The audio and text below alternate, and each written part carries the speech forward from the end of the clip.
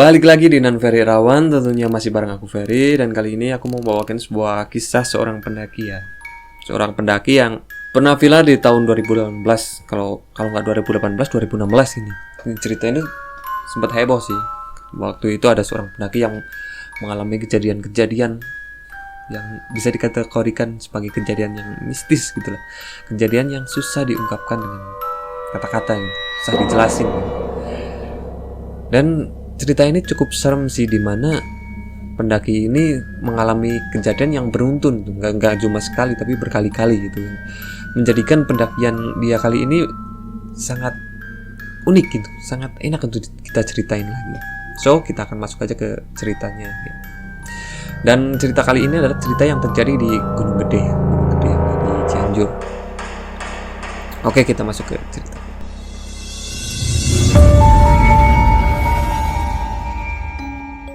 Tapi sebelum kita masuk ke cerita yang serem-seremnya gitu, kita kenalan sedikit lah dengan Gunung Gede ini. Bagaimana reputasinya Gunung Gede ini sebagai gunung yang terkenal cukup indah ya, cukup mempunyai pemandangan-pemandangan dan yang indah, dan juga trek-trek pendakian yang bisa dikategorikan menengah gitu, nggak terlalu sulit-sulit banget.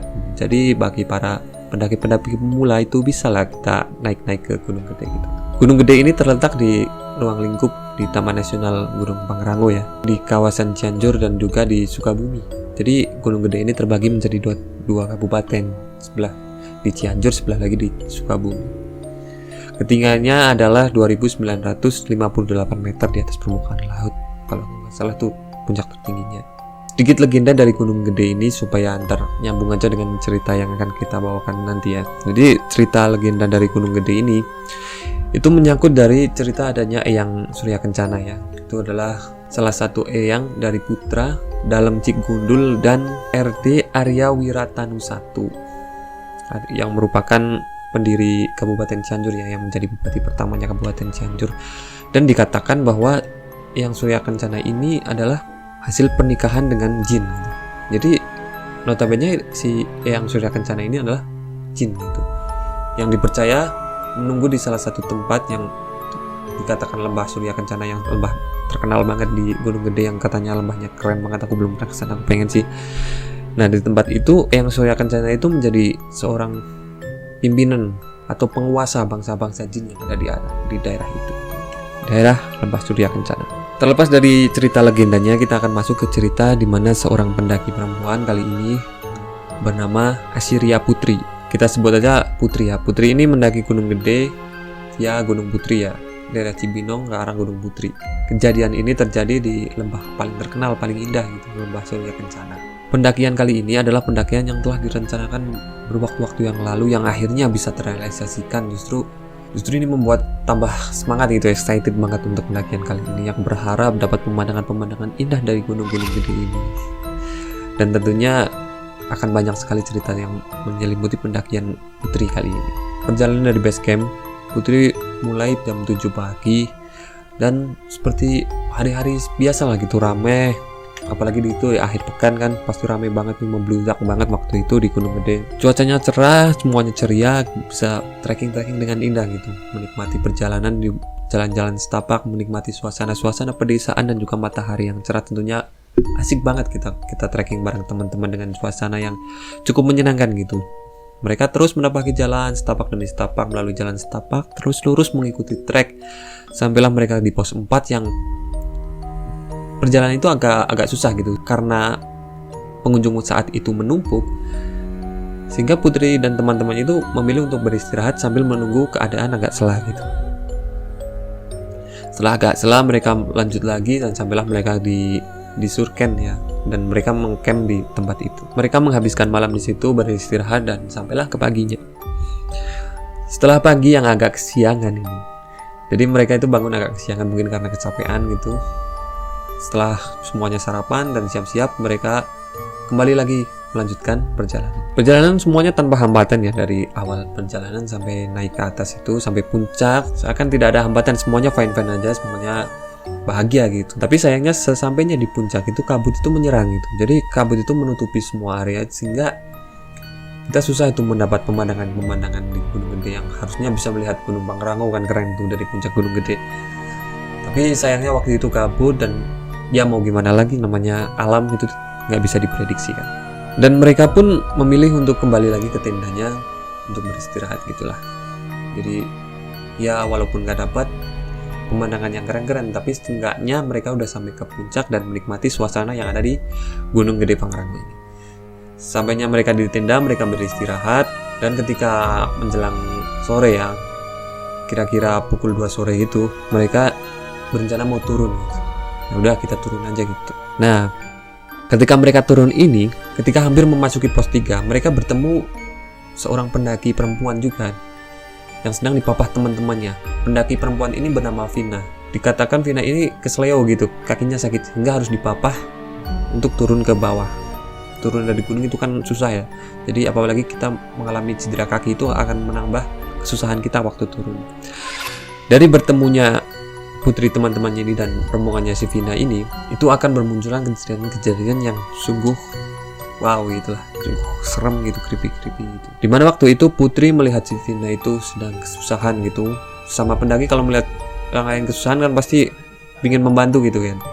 Ketika si putri ini membantu si Vina dan teman-temannya itu untuk jalan gitu, dibarengi bersama-sama, kalau ada apa-apa kan cepet bisa direspon cepet kan itu. Tapi sayangnya mereka nggak bisa melanjutkan karena mungkin Vina ini sudah kelelahan, sehingga mereka memilih untuk beristirahat, mendirikan tenda sembari menunggu petugas datang ke atas gitu, karena mereka sudah menghubungi petugas base camp supaya menjemput mereka.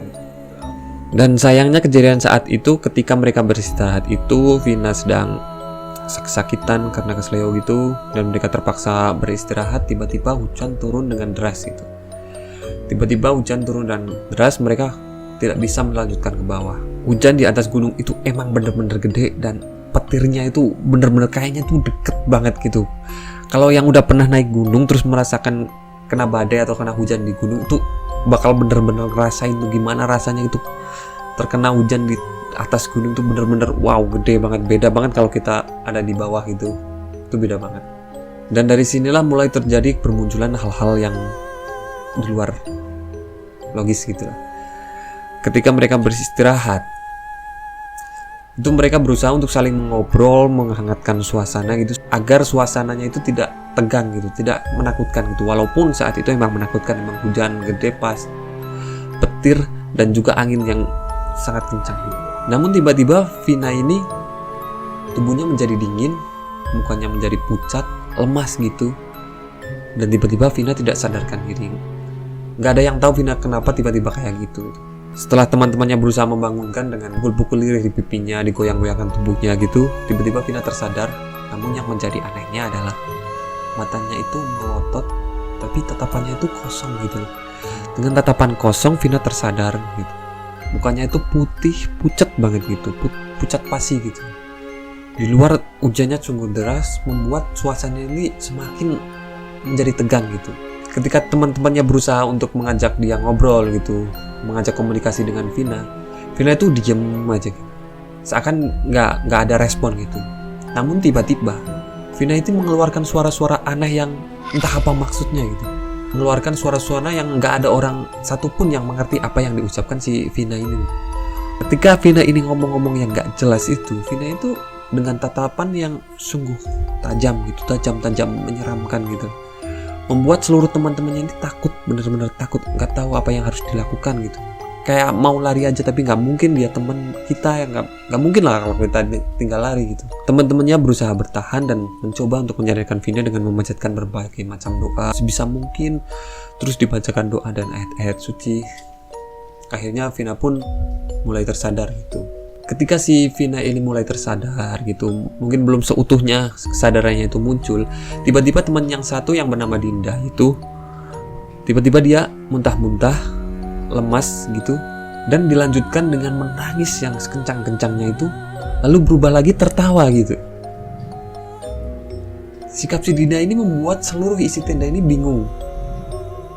Di tenda ini ada 16 orang dan semuanya tuh kebingungan tuh, panik semuanya. Ketika kedua temannya ini kayak gitu. Ketika si Dinda ini sedang menangis tertawa terus silih berganti dan teman-temannya berusaha untuk menyadarkan si Dinda ini, tiba-tiba Vina kembali lagi. Kali ini Vina tertawa terkikik menyerupai kuntilanak gitu. Jadi cekikikan yang kecil namun menyayat telinga gitu, seperti halnya kuntilanak itu. Wow. Jadi kedua ini, Dinda dan Vina ini mengalami kerasukan ini yang hampir bersamaan gitu, silih berganti, membuat teman-temannya ini nggak tahu lagi tuh apa yang harus dilakukan, sehingga mereka berusaha untuk tenang dan keduanya ini dipegang supaya tidak lari mungkin ya, dan membacakan terus doa-doa agar mereka cepat tersadarkan diri. Singkat cerita, setelah beberapa saat kedua cewek ini pun mulai sadar gitu, dan mereka ketakutan meminta untuk segera keluar gitu. Namun teman-temannya ini berusaha untuk menenangkan agar mereka lebih tenang gitu, karena akan berbahaya banget kalau kita turun saat hujan sederas itu. Kita bisa terpleset masuk ke jurang, bisa juga tersambar petir, atau kita kedinginan terkena hipotermia, itu kan sangat berbahaya. Jadi mereka menunggu saat, dan setelah reda mereka sesegera mungkin untuk turun dari tempat itu, dari Gunung Gede. Ketika turun, rombongan dibagi dua. Jadi kita sebut aja rombongan Vina dan Putri ya. Jadi Vina ini turun duluan karena kondisi Vina emang benar-benar parah di kesleo dan dia udah lemes banget, kehabisan tenaga gitu. Sedangkan timnya Putri ini dia turun belakangan gitu bersama anak-anak yang tenaganya mungkin udah agak terkuras gitu, sehingga jalannya pelan, dan waktu itu juga jalannya itu sangat susah banget karena jalannya habis terguyur hujan, jalan setapak tanah pasti licin banget kan, berbahaya banget gitu. Saat perjalanan dari pos 3 menuju pos 2 itu Vina tiba-tiba dikagetkan dengan sesuatu hal gitu. Vina itu tiba-tiba dalam perjalanan mengatakan astagfirullahaladzim itu dengan nada yang sangat kaget gitu, dan teman-teman pun menoleh dan ikut kaget juga nih melihat apa yang ada di depannya. Terlihat di depannya itu adalah setumpuk sampah yang menggunung tuh. Jadi tumpukan sampah yang banyak banget gitu, hampir dikatakan bagaimana mungkin sampah sebanyak ini bisa ngumpul di satu titik kayak gitu. Teman yang lain yang di belakang dia mencoba untuk mendekat gitu, dan sama dia juga terkaget gitu, dan si Putri ini meminta untuk memperjelas gitu, apakah benar itu sampah sebanyak itu dan sampah apa aja gitu. Karena saat itu cuacanya udah mulai gelap kan, jadi kita udah agak susah gitu melihat apa yang ada di depan kita. Ketika temennya itu mengarahkan senter ke arah tumpukan-tumpukan itu, justru tembus gitu loh. Jadi bayangan yang terpantul atau yang mata kita lihat itu nggak ada apa-apa sama sekali. Tadinya mereka udah bingung loh, kenapa sampah bisa sebanyak ini, dan bagaimana kita membawa turun. Nggak mungkin kan sampah sebanyak itu kita bawa turun semua, nggak bakal bisa gitu. Jadi mau menghubungi petugas aja, memberikan informasi di mana sampah itu berada. Tapi sayangnya ketika senter diarahkan ke situ, ke titik di mana sampah itu ada, itu sampah itu justru nggak ada gitu, hilang gitu. Itu menjadikan sesuatu yang cukup aneh kan. Ada barang yang seharusnya, apakah itu bukan sampah atau apa gitu. Wow, aneh ya. Dan kejadiannya nggak sampai ini aja, masih ada kejadian-kejadian yang berlanjut lagi. Jadi setelah melihat sampah-sampah itu selama yang cukup banyak dan menggunung dan tiba-tiba menghilang, mereka pun udahlah kita lanjut aja gitu. Dengan tenaga seadanya mereka pun melanjutkan perjalanan, turun terus, dan di tengah perjalanan tiba-tiba Putri ini merasakan jari kakinya itu kram gitu. Tapi Putri nggak terlalu berpikir banyak sih, karena dia nganggep cuman ya mungkin kecapean, kedinginan karena hujan atau apa gitu. Dia nggak nganggep hal-hal aneh lainnya gitu. Lanjut aja, dia langsung menuju bawah gitu. Setibanya di pos 2, si Putri ini dan rombongannya ini bertemu dua orang yang tadinya dia bersama rombongannya Vina gitu. Kedua orang ini mengatakan bahwa Vina udah diambil sama petugas atau ranger-ranger di gunung itu, udah dibawa ke base camp. Semoga bisa cepat tertangani itu. Dan mereka pun berencana untuk beristirahat, memasak air dan menyeduh kopi dan beristirahat gitulah, karena mungkin kecapean dengan hal-hal itu. Namun yang menjadi anehnya adalah tiba-tiba hal aneh terjadi lagi, dan kali ini adalah Putri sendiri mengalami sesak nafas yang banget gitu, sesak nafas sampai kita kembang kebis gitu nafasnya, seperti dada kita itu terikat suatu benda yang sangat kencang gitu. Putri merasa badannya itu semakin lemas, dan dia itu merasa kalau dirinya itu menyusut makin kecil dibandingkan dirinya sebelumnya dan juga dibandingkan teman-temannya gitu. Putri itu yang Putri rasain waktu itu Putri itu menyusut makin kecil gitu. Berbeda dengan teman-temannya itu, teman-temannya Putri yang waktu itu ada bersama dia. Menurut keterangan teman-temannya Putri, ketika Putri mengatakan bahwa dia sesak nafas dan nafasnya itu kembang kempis, itu Putri menangis dengan keras sekali, dan juga tertawa cekikikan seperti kuntilanak gitu. Pokoknya kombinasi antara si Dinda dan si Vina kejadian yang sebelumnya gitu. Jadi tiba-tiba si Putri nangis banget dan berubah lagi tertawa gitu, kerasukan. Si Putri ini kerasukan jin apa, aku juga nggak ngerti kenapa bisa begitu. Semua temannya ini panik banget apa yang harus dilakukan, dan mereka membacakan doa-doa seperti yang dilakukan sebelumnya, berusaha untuk menyadarkan Vina dengan berbagai macam cara yang mereka lakukan apapun agar si Putri ini kembali tersadar.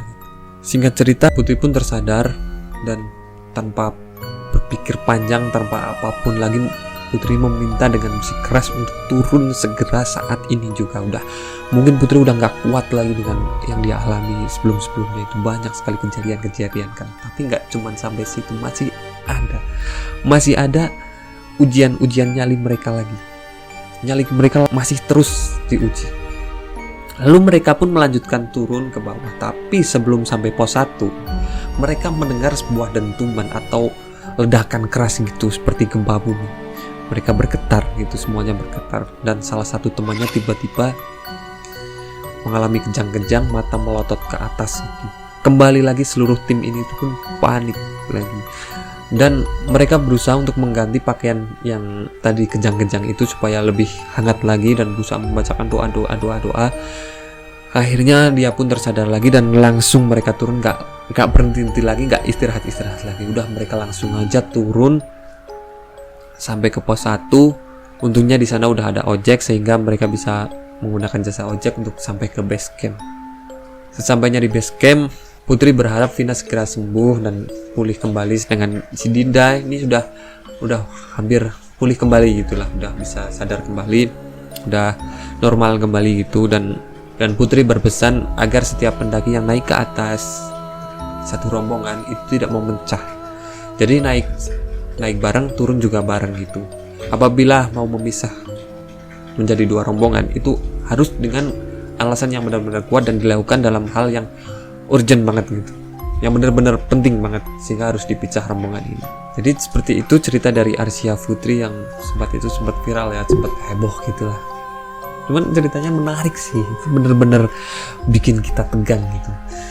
Bagaimana kita mengalami kejadian yang bertubi-tubi, kali ini kejadiannya adalah kesurupan gitu. Jadi kita nggak lihat hal-hal yang menyeramkan gitu, nggak tahu, cuman langsung direct ke tubuh manusia gitu, langsung masuk si jin ini ke tubuh manusia. Ini membuat pasti terkuras habis tenaganya ya kan. Mungkin cukup ini ya, aku cuma bawain satu cerita dari satu pendaki di Gunung Gede. Kalau kalian punya cerita-cerita lain untuk Gunung Gede ini, dan atau tahu cerita-cerita atau justru pernah mengalami, boleh cerita langsung di komen di bawah ya. Dan apabila aku ada salah-salah cerita atau salah-salah kata, aku mohon maaf, boleh aja dibenerin di komen di bawah. Dan cukup dari aku, terima kasih.